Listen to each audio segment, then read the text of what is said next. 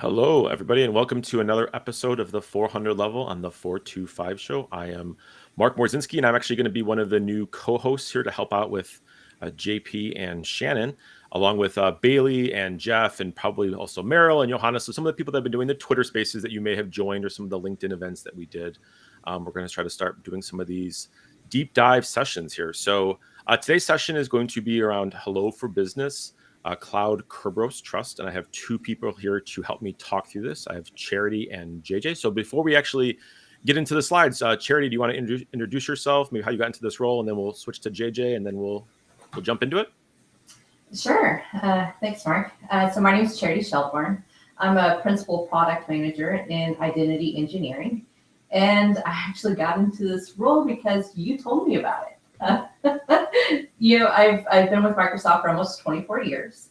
And my one regret in all the roles that I was hopping between is that I never took time to focus on identity.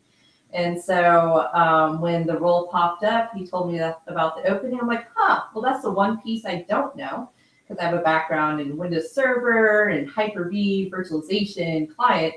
So I decided to go ahead and shift careers almost over to anything super weird like Windows Core, like setup, weird cluster stuff, I'd be like, hey Charity, can you help me real quick? So yes, we've worked together before. And then JJ, we also worked together in Chicago when we were both on that same team. So you want to introduce yourself? Absolutely. Thanks, Mark. So my name is JJ Stryker Bremer. I'm a newbie. I've been with Microsoft 19 years. And I started off my career at Microsoft as a technical account manager, supporting ISPs. And then after 8 or so years, shifted into Premier Field Engineering, where I assisted customers with connecting to this new thing called Azure Active Directory so they could authenticate to Azure and start their Office 365 implementations. I then started doing a lot of work around helping customers implement this new thing called Hello for Business that came out with Windows 10. And now I've been with the identity product group in the customer experience program. I'm an ACE identity engineer, supporting large enterprise customers with deploying everything Azure Active Directory, including Passwordless and Windows Hello for Business. Yeah, I have a few of the customers I work with also have ACE engineers, and it's really helpful to have someone that can like really dig in deep and really run these cases down. But okay, so let's talk about Windows Hello for Business. So Charity, do you want to share your screen there, and we can kind of run through this deck? And we have some demos for you. So JJ is going to do some technical troubleshooting stuff here as well. So I think that's going to be super helpful. Let's see if we can bring this out. This is my first time kind of running this thing, so I'm sorry if everything goes incorrectly. Can you see my screen now? Aha! Magic, we're on. All right. So go ahead, Charity, take us away. Okay, and we're just going to jump right into Windows Hello for Business.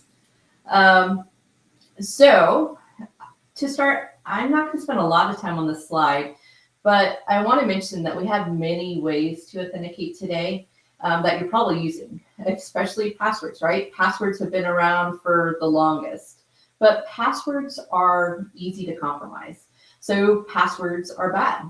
And passwords with MFA are better, but passwordless is great, especially the phishing resistant methods like Windows Hello for Business that we'll be talking about today, 502 security keys, and also certificate-based authentication. And these kind of get a gold star as they help protect us from these phishing attacks, which is a common attack vector today. And since Windows Hello for Business has been around for many, many years now, I'm sure you've heard the why Windows Hello for Business numerous times. And because we're confident you know the why, and that's why you're here for this deep dive, we're not going to spend a lot of time talking about why you should be moving to this. But if you need a reminder, it's here on the slide. Today, we're here to focus really on the how. So specifically, we're here to focus on how to deploy Windows Hello for Business and how it all works. And after we have a really good understanding of that, JJ will then demo the process and how to troubleshoot when problems occur. So diving right in, the first decision point when deciding to deploy Windows Hello for Business is really what trust type to use. And the trust type determines how your client, once it is set up with Windows Hello for Business, will authenticate with your on-premises Active Directory environment. So if you're 100% in the cloud, you don't need to go about determining a trust type, as you'll go to Azure AD for everything. And you don't need access to on-prem resources at that point. You don't need that trust between Active Directory and Azure AD. But for the sake of this talk, we're just really going to assume that you're a hybrid organization that needs access to on-premises resources at least some of the time, and therefore you need to be able to authenticate to Active Directory. So you need that trust between Azure AD and Active Directory so that when you log in with your Windows Hello for Business credentials, you get access to both your Azure AD resources and your on-prem resources at the same time. So we have 3 trust types. And both Cert Trust and Key Trust have been around for years now. And we started with Certificate Trust, but then we really heard feedback that was really challenging to satisfy all the certificate requirements and set up a PKI infrastructure that was required to deploy it successfully. So then we simplified it. We added Key Trust, which definitely did reduce some of the certificate requirements that you needed, which made the deployment easier for some, but there was this delay before the user could sign in with their credential after provisioning. So then last November, we went to general availability with our 3rd trust type, which is Cloud Kerberos Trust. And just looking at this slide here, you can start seeing some of the decision points that would lead you to decide on what trust type over another. So now Cloud Trust was created for many reasons, but there's 2 big improvements that most of you will notice if you're deploying Cloud Kerberos Trust in comparison to the other trust types. So first, while Key Trust did reduce the certificate dependencies that many organizations had a problem with, we wanted to make Windows Hello for Business deployment even easier. So with Cloud Trust, we don't require certificates to be deployed in your environment.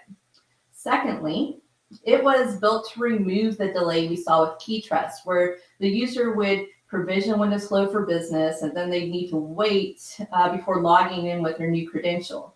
And that's because Key Trust, the users had to wait for their part of the asymmetric key pair to sync back to Active Directory during an Azure AD Connect sync cycle. So we removed that sync delay.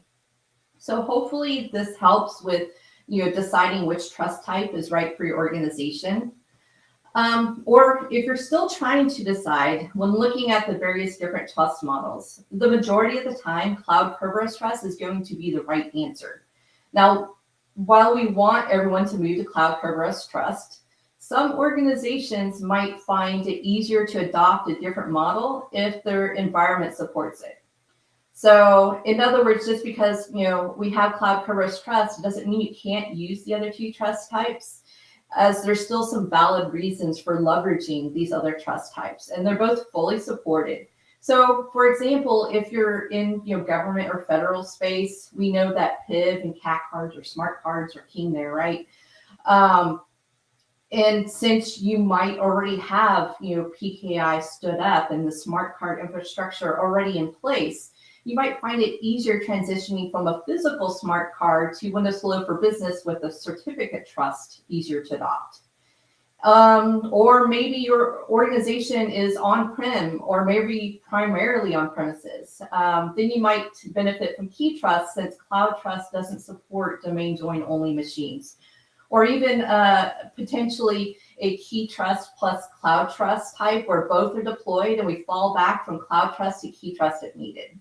So really, the bottom line here is, although Cloud Kerberos Trust is this great new thing that really simplifies and speeds up your deployment, you need to evaluate the different trust types to see which is right for your organization.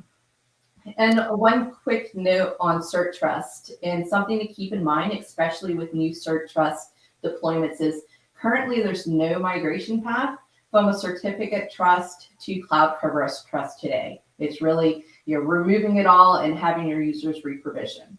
So keep in mind your organization's long-term goals. If your plan is to reduce those on-prem dependencies, then it may behoove you to use a different trust type.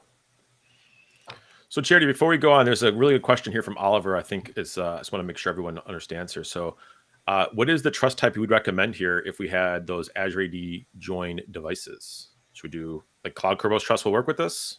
Or should we do something Cloud else? Kerberos Trust will work just fine. So what it comes down to at that point, if you're already, Azure AD joined device, is do you have an on-prem environment that you need access to, right? So if you're all in the cloud, you've already gone there, then you might not even need to set up a trust. Yep. So then it's just, a toggle that you flip for Windows Live for Business to be able to sign in with that credential. So, Azure AD domain join, definitely Cloud Kerberos Trust all the way. Yep. Awesome. There's a lot of questions coming in, and I know Jeff and Bailey are answering them on LinkedIn. It seems to be where most of them are coming from. So we'll post some out if they make sense. But folks, go ahead and keep posting your questions there, and Jeff and Bailey are doing their best to respond. Awesome. Okay, so moving along. And so I know I talked about, a lot of things there. So I just wanted to summarize quickly about the reason why we're focusing on Cloud Kerberos Trust is we really see this as the simplest and fastest method to deploy and enable Windows Live for Business in your environment because there's no cert requirements and there's no sync delay while we wait for that asymmetric key pair to sync back to on-prem. And as a bonus, is something we really haven't mentioned, by setting up Azure AD Kerberos, which is one of the prereqs for Windows Live for Business, with the Cloud Kerberos Trust model, you can easily deploy a policy to also allow for Windows to be unlocked with a FIDO2 security key, or what we're starting to call single device passkeys as well. So bottom line, use Cloud Kerberos Trust whenever possible, unless there's a compelling reason to use one of the older deployment models. So now that I've mentioned one of those prereqs, I'm sure you're curious what the others are. So let's get to that. So here they are. And these aren't significant, or at least we really don't think they are. You need to run a supported client version. Cloud Trust is supported on Windows 10 and later. The update listed here that's required for Cloud Trust, we released over a year ago, so hopefully that's not an issue. And for number 2, Azure AD needs to know about these users and devices. So the users and devices need to be synced, and the devices need to be hybrid joined or Azure AD joined. And you also need to have an adequate number of domain controllers in each site running at least Windows Server 2016. Hopefully also not an issue. And the update we released here was from when we first introduced Azure AD Kerberos back in 2020. So hopefully your DCs are updated with that long before today. Configuring Azure AD Kerberos is probably the biggest new thing for most customers. But if you're already signing into Windows using one of those FIDO security keys, you already have it deployed. But if you don't, this needs to be configured for each domain that has your users and devices. Also, to enable Windows Live for Business and Cloud Trust, there are policies that need to be deployed to precisely. And so some form of device management, is also helpful. And lastly, in order to onboard with a strong credential, we need to perform, MFA to give us some assurances you are who you say you are. So post setup, you can use a temporary access pass in place of MFA if the user hasn't registered for MFA today. Or as part of setup, you can also deploy, or you can also use TAP for your Azure AD join machines, but not hybrid join machines, as the Azure or the Active Directory join piece still requires a password. So so have MFA. If you don't have MFA, use TAP where you can, unless it's during setup and you're hybrid, then don't. So just real quick, I just want to point this out. Will this work with Server 2012 or Server 2012 R2 DCs? No. Yeah. Right. So if you're someone that has Server 2012 or 2012 R2 DCs, those are going to be out of support in October. This might be a good thing to maybe nudge your leadership team of this is what we're going to go do when we upgrade those to something more modern like 2016, but probably you should get to 2019 or maybe even 2022, right? Yeah, agree completely. And not all your DCs need to be updated to 2016 right away, so you can go ahead and do a couple of those, enough to support your clients, and then work on the rest. So you don't need to hold off until all of your infrastructure is 2016 or later. All right, so to summarize what Cloud Kerberos Trust deployment looks like, step one for both is going to be ensuring that the prereqs are done, of course. So most of this is going to be setting up the Azure AD Kerberos piece, which all it is downloading and running a PowerShell script as domain admin with global admin credentials against each of those domains in your environment that contain those users or devices where you want them to be able to leverage Windows Load for Business. And what this does behind the scenes is it creates a curved TGT user and a read-only domain controller computer object in Active Directory on premises for each domain that's not tied to a physical server. So as part of this, we sync the RODC secret back to Azure AD, which forms that trust between Active Directory and Azure AD. And this is just so Azure AD can generate those ticket granting ticket or TGTs for the Active Directory domain. And then Active Directory will trust and exchange those partial TGTs for the full real deal.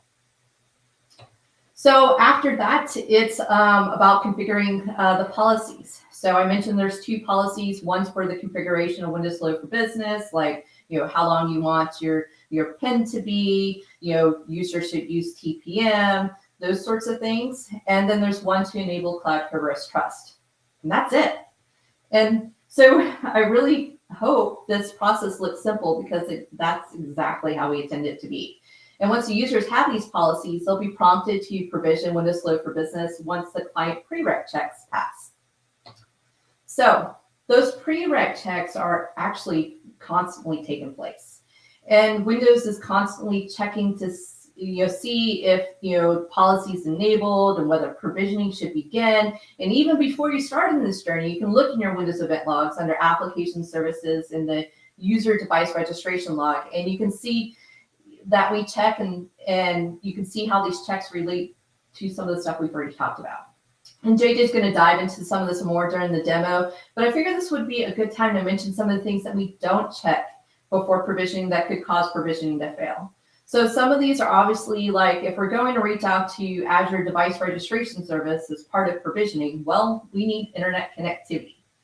And these prereq checks don't check to make sure they're connected before prompting the user to provision. So once you have the policies, if they go off the network, they go sign in, we won't check to see if they're connected to the internet before we launch that. And also for hybrid Azure AD join machines, we do need line of sight to domain controller for that first logon. Otherwise, the user will go to log on and that'll fail and they'll not be able to use it. So you really need to have a plan in place, or prep your users to connect to VPN or whatnot before provisioning, so they have this line of sight. We check to see if the user has a PRT, but we don't check to see if it's healthy or current. And JJ will go through how to look at that as well. And so, if it's not, provisioning will fail too. And so, end users are always kind of, the most difficult part of everything, right? Setting this up as an admin, it's no sweat. You do it in a matter of minutes. But I'd be remiss if I didn't mention, some tips for getting users onboarded. Getting your users to provision Windows Load for Business can be a challenge. But it really helps. Like the orgs we've worked with that have successfully done this, they said the process went a lot smoother when they educated their users on how to use Windows Load for Business, and what multi-factor authentication is and what biometric authentication is, and provided those clear instructions and guidance on how to enroll. Made everything go so much smoother. So end user prep, communication, and campaigning can only help. And we have these end-user communication templates available online that can be used as a starting point for prepping your users for Windows Load for Business. And we have that out there for MFA and all your passwordless credentials, all in the same link you see here. And so, as you're provisioning, you can monitor the registration and usage in our authentication methods activity report in Intra or Azure AD portals. However, you can't enforce registration to be complete. So even though your policies will prompt the user and continue to prompt the user, if they fell out of MFA a couple times, it will allow them to bypass registration and we'll prompt them again. So we've also, there's always like this handful of users for whatever crazy reason, love their passwords. Like most of the users we talk to hate passwords, but there's a handful, it's like, I don't want change. So we do have a policy that can require Windows Load for Business credential to be used, and you may find references to it online, but it's a bit problematic, and therefore I wouldn't recommend that right now. Instead, for those sorts of users, I'd recommend scrambling or randomizing passwords if needed, so that they're forced to use that strong credential. And using the activity report, I mentioned you can target messaging to non-compliant users or users that haven't registered. So definitely check out the report. Okay, so let's talk quickly about how this all works before I pass it over to JJ. So what happens when we set up everything, we've targeted our users with group policies, and the user device registration checks all successfully pass? Well, the user will enter their normal credential, which we'll assume is username and password, and the provisioning app will pop up and kick off provisioning. And behind the covers, what this does is this app reaches out and requests an access token to the Azure device registration service. And the user hits next, they're prompted for MFA, or they can put in their tab. And once that is satisfied, an access token is returned, and then the Azure device registration process monitors MFA throughout, just to ensure the user always has an MFA claim, nothing's revoked during each step of the process. And assuming the user has a capable device, the user will be prompted to enroll in biometrics if it's not blocked by your policy. And then, so they can enroll in biometrics or hit skip, and then they are prompted to enter a PIN. And the PIN's a mandatory part of this process because it's used for failback in case biometrics fail or they're unavailable for some reason. So for example, if I'm using the built-in camera on my laptop, but I have it docked and closed, I can still sign in with my PIN. And once the process is complete, provisioning requests a Windows Load for Business key pair from the pool, and then sends the registration service access token. The public key is part of that pair, some attestation data and device info to the Azure device registration service for user key registration. And so the device registration service will locate the user in Azure AD, and it'll write the key info to an attribute on the user that includes this reference to the device. So it ties it to the user, ties it to the device, and then signals a successful end to the provisioning process by returning a key ID to the provisioning app on the client. And we're done. So that brings us to the actual authentication, where the magic really happens. And if you're comparing our older trust methods like key trust to that of cloud Kerberos trust, you'll really see a difference. We've abstracted the authentication away from Active Directory to Azure AD, as kind of seen here on their swim diagram. So when the user goes to sign into Windows using their new credential, we'll do some quick validation to ensure that cloud trust policy is still in place and it's still enabled.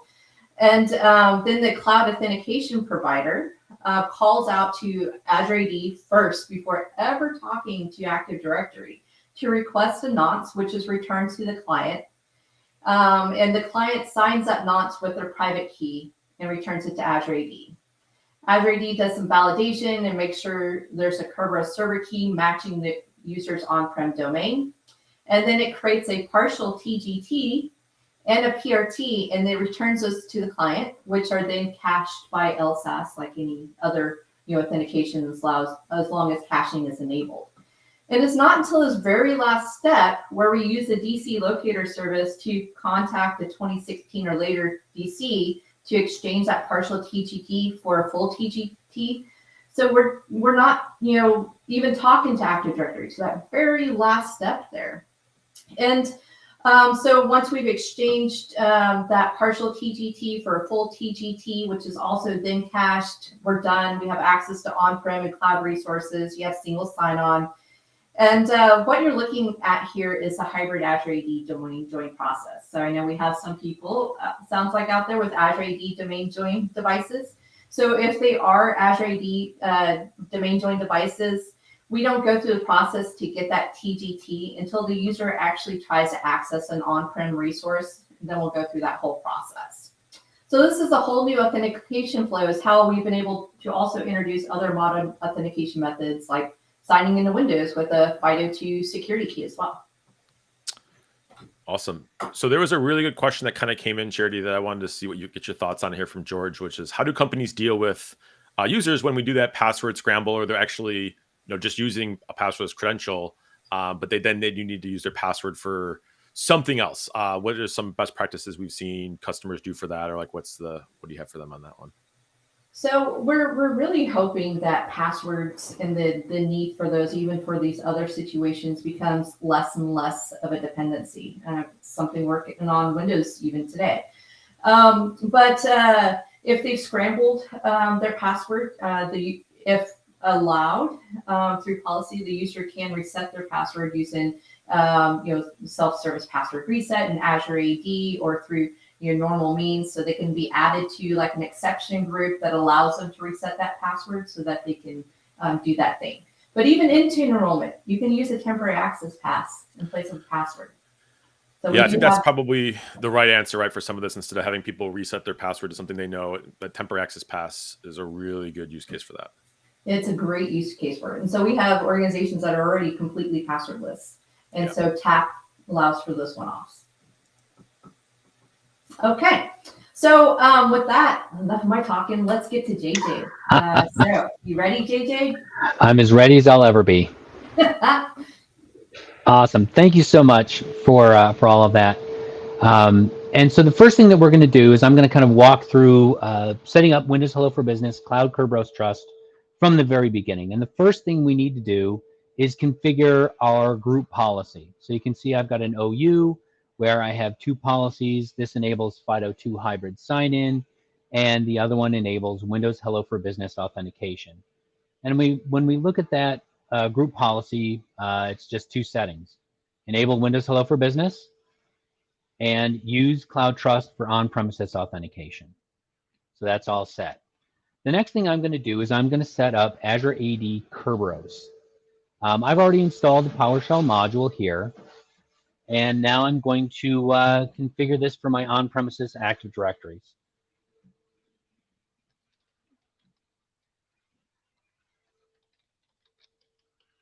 So I'm I'm saving a credential, and this is going to be a domain administrator credential for the domain I'm trying to configure.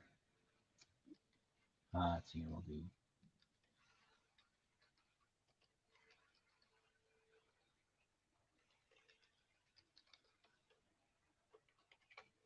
Okay. And now let's take a look and see what we have configured already. So I'm going to do a get during the Kerberos server. Domain is going to be happyfunball.local. And my domain credential is what I stored. And I'm going to give it a user principal name. So I've got my domain Active Directory domain credentials, and I'm going to give it a UPN of a global administrator.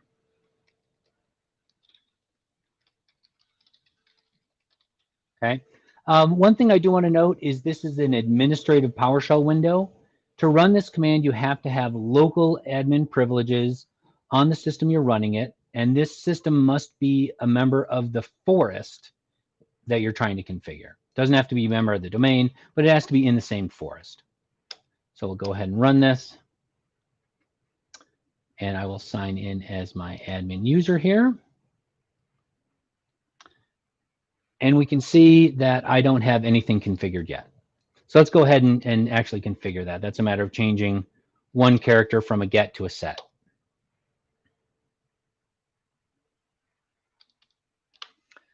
And now we can see that it's configured. When we're troubleshooting this, there was a question about rotating the Kerberos ticket granting ticket secrets. If we do that, we really want to make sure that we're using the set command with the rotate server key switch. This is how we want to do this.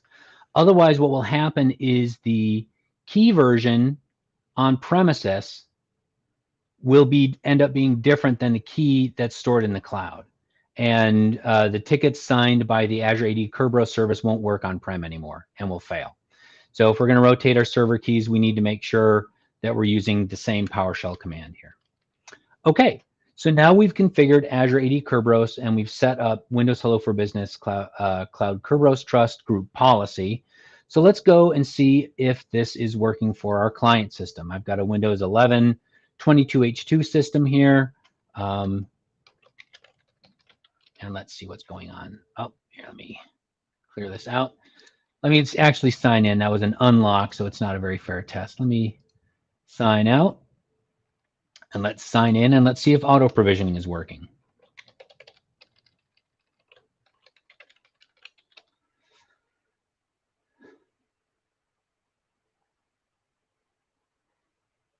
And it doesn't seem to be working. So let's troubleshoot and find out why it's not.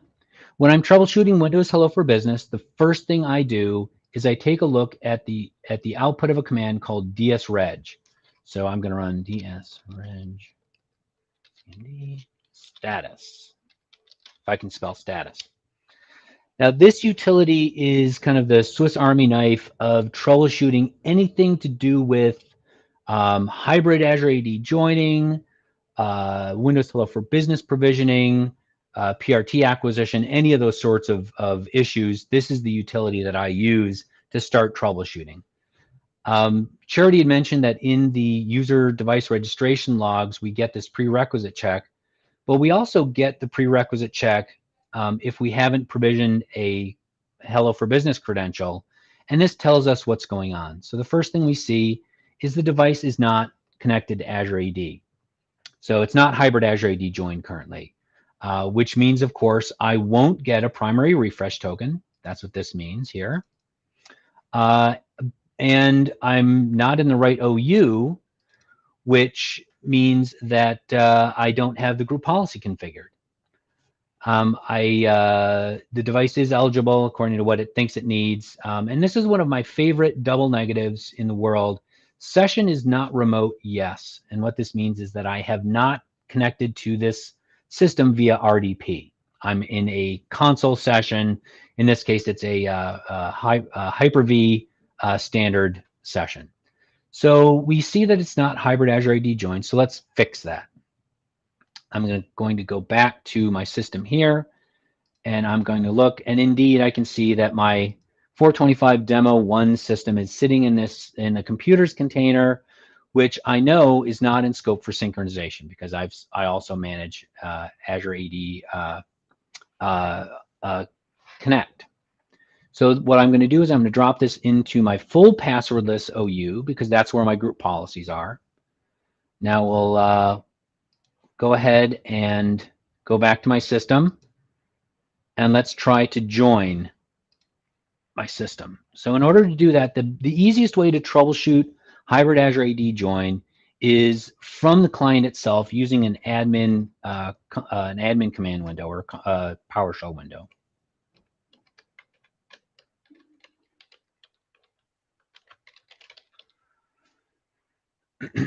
And we're going to use that same dsreg command, but we're going to give it a couple of different switches.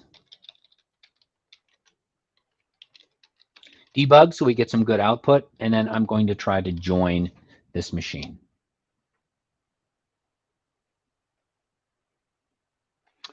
All right, so it's not working, and let's troubleshoot why. When we think about hybrid Azure AD join, there are 4 phases to hybrid join. We have prerequisite check, we have discovery, then we have authentication, and then we have registration. And so let's see where we're failing. I can tell from this that the prerequisite check, which is can I get to the enterprise registration endpoint, the device registration endpoint in Azure AD, And can I communicate with an on-premises Active Directory domain controller at the time I ran this? And we can see that this device was able to communicate with this domain controller in this forest, in this domain, happyphoneball.local, and that domain controller is available. So great, thumbs up. This also means that I'm able to communicate with the Azure AD device registration service because I got to this phase. If I don't even get here, it won't even try to communicate with an Active Directory domain controller. So we can see that the DC is available and that this command is being run as a local administrator. And underneath the covers, this is actually triggering a scheduled task that runs its system, which is why we see is system is yes. And automatic device join prerequisites are completed, and it's going to try to join. The next phase, so prereqs are completed. The next phase is discovery. The device needs to know which Azure Active Directory tenant to connect to so it can build a sign-in URL. And we can see that this device knows about a tenant with an ID of E41 blah, blah, blah, blah. And the name of that tenant is happyphoneball.org. So the tenant ID, that GUID, is used to build a sign-in URL so that the device can authenticate. This is all happening in the context of the computer object, not in the user key, right? So this is all the computer itself doing this work. So the computer needs to know which Azure AD tenant to authenticate with. And then it also needs to know, or Azure AD needs to know, who is going to authenticate that device's credentials, right? A device has its own credentials just like a user does. In this case, happyphoneball.org is a managed domain. If this were federated, what would happen when the authentication attempt occurred? The device would be redirected back to my federated IDP, and the device would have to do Windows integrated authentication against that IDP and obtain a correct SAML token in order to authenticate to Azure AD. There's only a few IDPs that can actually do that. ADFS, I think Ping can do it. But in this case, I'm doing a managed authentication flow, which means the device has to be synchronized to Azure AD. That's one of the things that makes this magic happen. So now we've got prerequisite checks are complete and successful. Discovery is complete and successful. This is all the information that I want. This is my tenant. That's the domain name I want. And yet we're getting a 400 invalid request failure. Luckily, the error is pretty explicit these days. It used to be a little more terse. This is the only error we would get. But now we can see the device object by the given ID was not found. So what this tells me is that my device, even though I moved it into the OU, hasn't been synchronized to Azure Active Directory yet. So let's go ahead and fire off a synchronization cycle. This is the server running Azure AD Connect here.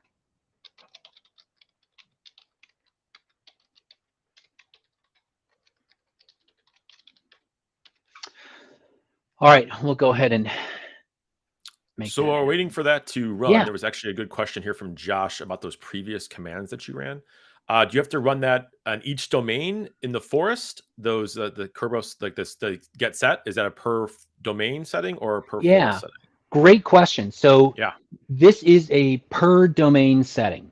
So if I have a domain, a child domain, where I want where my users live, and they're the ones that are going to need to authenticate using Windows Hello for Business Cloud Kerberos Trust, then yes, I will need to run the set Azure AD Kerberos server for that child domain.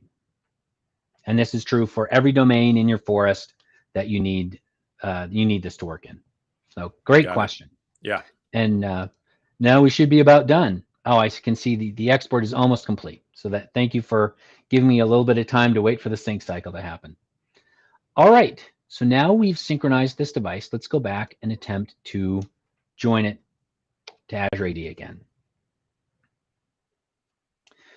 Well, the output's different. That's excellent. So Yeah, we can good. see it looks good. We can see Azure AD joined yes. Here's the device ID in Azure Active Directory. So if I ever wanted to go and find it, that's the device ID. As part of the hybrid join process, there's a certificate that's generated and stored in the local system context. And that is the thumbprint for that certificate. That's what's used to prove that this device is who it says it is, and that any authentication attempt coming from this system is coming from this system and not something else. Yeah, so everything looks great. So let's go back and take a look at our status. All right, so is device joined? Yes. Is user Azure AD? No. So I haven't gotten a primary refresh token. In order for that to happen, I have to lock and unlock or sign in. So let's go ahead and we also see that the policy is enabled no. So let's go and say update force. Tried and true. All right. Tried and true. Go ahead and force the updates to happen.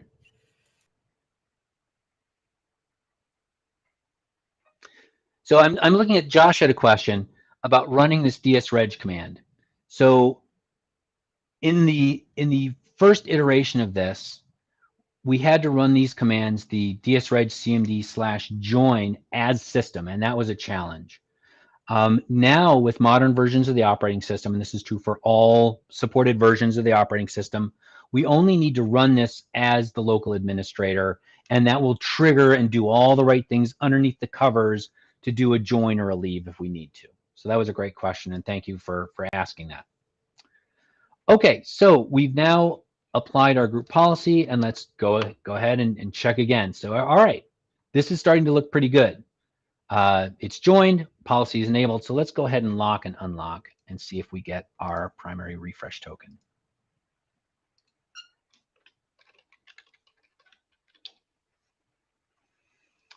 And I believe we should. All right, so now this is looking perfect. This is what we want. We have devices joined yes, user is Azure AD, meaning I have a primary refresh token, and we can see that right up here. Everything is set. We have a cloud ticket granting ticket. Now, this is a little confusing because this is also called the on-prem TGT up here, but I won't get into that too much. But the result is it will provision a Windows Hello for Business credential on next sign-in. A little bit of an aside on primary refresh token troubleshooting. So one of the things that Charity mentioned when she was talking about some of the things that Windows Hello for Business doesn't check for before provisioning is the health of a primary refresh token. It only really looks to see if we have one. Now, if we need to look at the health of a primary refresh token, the Azure AD PRT update time is the thing that we really need to pay attention to. After a user has unlocked their computer with they have a PRT, this time and date stamp should never be older than 4 hours. That's kind of the magic number. So Windows will automatically renew that and validate your credentials live against Azure Active Directory every 4 hours when you lock and unlock the computer. So this should never be older than 4 hours. If it is older than 4 hours, then we want to troubleshoot and see what's going on. I'm not going to get into how to troubleshoot that in this session. If we want to dig into how to troubleshoot primary refresh token acquisition, let me know. I can talk all day on it. Yeah, I was going to say that sounds like another full hour on that. Yeah, it is.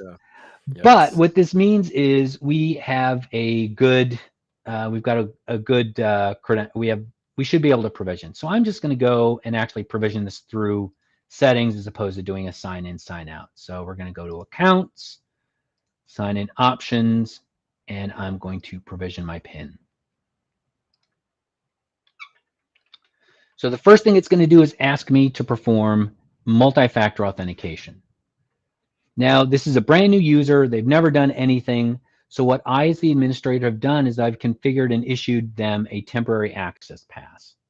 And this provides, this gives the user the ability to do a strong authentication without having to configure, give their phone number or set up an authenticator app or any of that sort of stuff. We can just provision it straight from here. Yeah, it's a way to do onboarding when you're in passwordless state, right? Where you don't have to give somebody a password to start. Exactly. You can go right to passwordless. Yep. Yeah, although I did, so in a hybrid join state, I still have to have a password to sign into the PC the first time, which is a bit frustrating. We're getting closer to that state that you described, Mark. For an Azure AD join machine, we can do that today. We can sign in with a temporary access pass bootstrap our credential, and away we go. So let's go ahead and set the PIN. And I'm all set. I'm ready to go. So I should be able to log out and log back in. Let's go ahead and try that out. So let's sign out.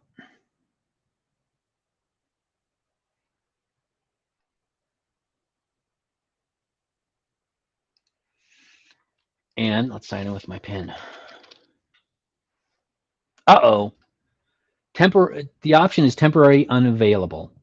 Now, I know that if this was key trust, that what this would mean is that my user needed to synchronize back that public key, MSDS key credential link needs to sign back, but I'm using Cloud Trust. So what could be wrong? So because we're troubleshooting Cloud Trust, it's really at the Kerberos layer, because what happens is Windows tries to do the best, what it can to help ensure the user can get signed in. So what will happen is it'll attempt to do that trade-in of the partial ticket granting ticket into Active Directory and get a full TGT to sign into the device. If that fails, it's going to just try to use the certificate to do a credential to authenticate against Active Directory. And in this case, both of them failed. So the way to troubleshoot this is to take a look at a network trace of this activity. And it just so happens, I happen to have my domain controller. It's almost like I planned this. Mm-hmm. Interesting. Would help if I typed in my password correctly. And we can see what's going on. So let's actually clear this out.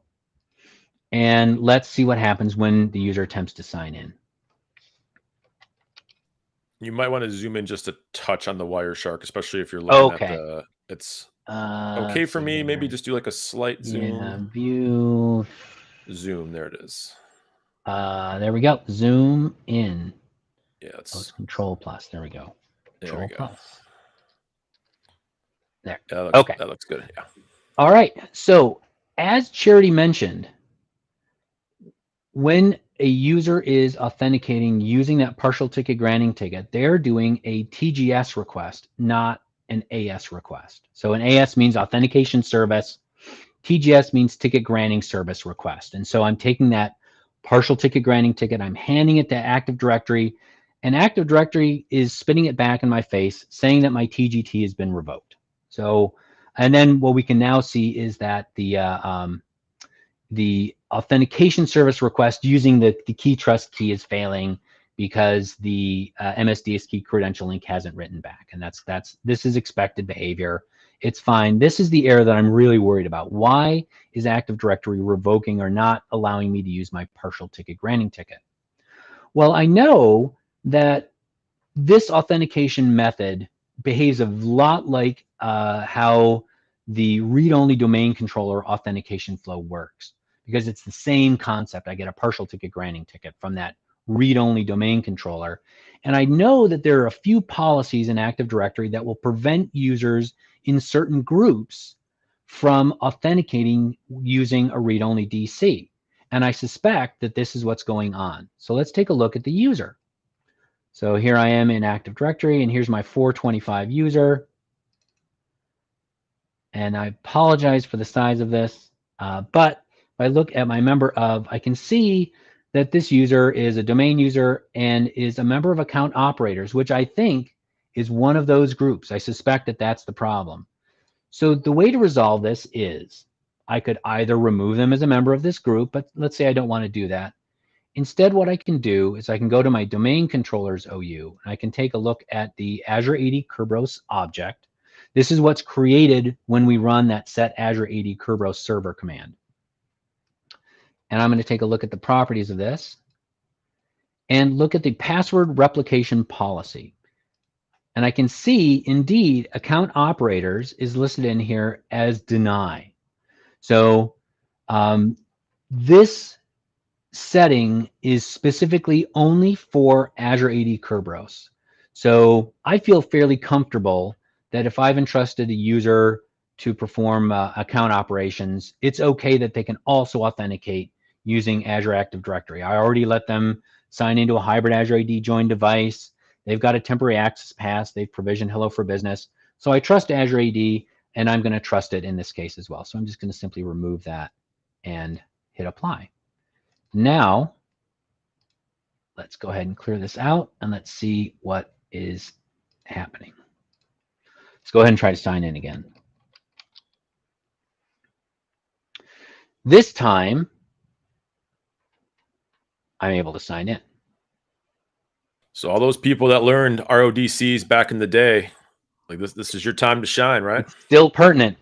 Yeah. Yep, and we can see our TGS request, and we can see the TGS response. And if we were to crack this open, you know, we'd see that I'm getting, so there's my user ID, and the ticket I'm requesting is a ticket granting ticket for the happyfunball.local domain, and it's a successful response. So we've been able to configure, so we set up the group policy. We configured Azure AD Kerberos so that we get that partial ticket granting ticket. We showed that the user needs to get a primary refresh token, and we talked about some challenges with hybrid Azure AD join, and some of the very common problem that I see is that the device not in scope for sync. And then we looked into a specific setting for Azure AD Kerberos and FIDO2 hybrid sign-in, where the partial ticket granting ticket wasn't allowed to be used because of membership in some of these protected groups inside of Active Directory. But now I'm authenticated. I can get to my on-premises resources.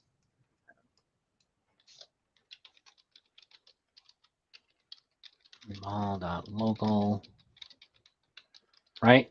I can get to my system volume. I can launch Edge and sign in, right? So I'm signed in, and I should be able to get to MSI apps without an issue.